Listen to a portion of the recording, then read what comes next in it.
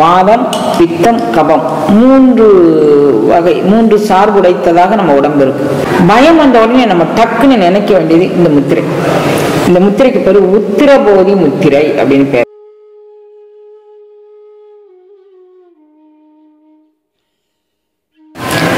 எல்லாம் அல்ல பரம்பொருளின் திருவருட்கருணையினால் இன்று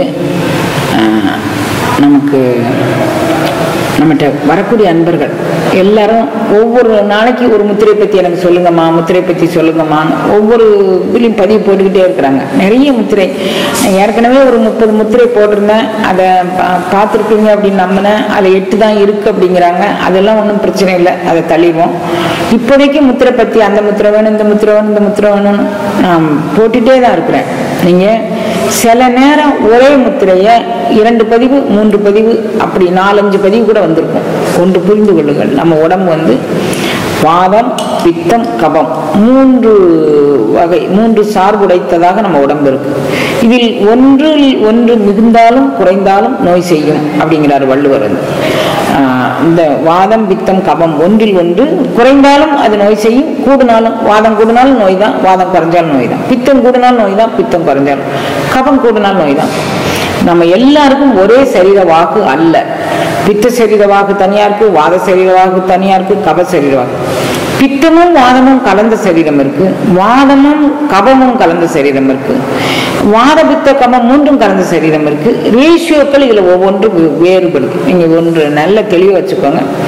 இப்ப மூன்றும் கலந்த சரீரம்னா எல்லாருக்கும் 30 33 33 அப்படியெல்லாம் இல்லை.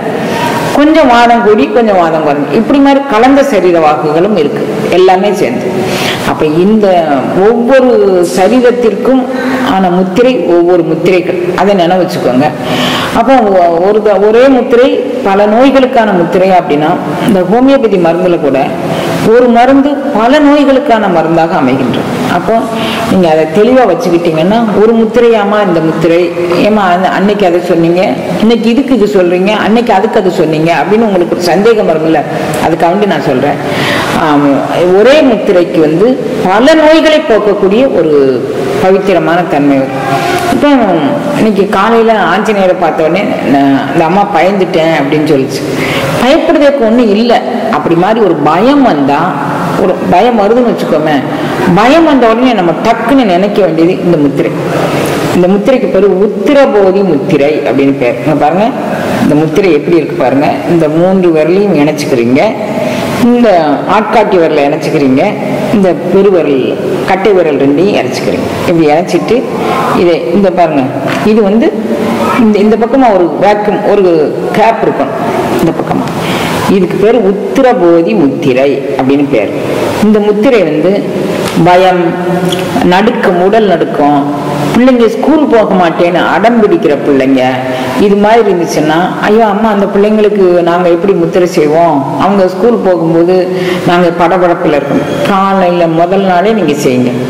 சாயங்காலம் பிள்ளைங்க ஸ்கூல் விட்டு வந்த உடனே சும்மா விளையாட்டு போக்கில் குழந்தைங்களை கூட்டி வச்சுக்கிட்டு ஒரு சின்ன பேண்டேஜ் மாதிரி கையில் போட்டு, இங்கே நம்ம விளையாடுவோம் அப்படின்னு சொல்லி விளையாட்டு காமிச்சிட்டு இந்த முத்திரையை, உத்திரபோதி முத்திரையா அந்த குழந்தைங்களுக்கு காமிச்சு கொடுத்து இப்போ நீங்களும் பண்ணுங்க.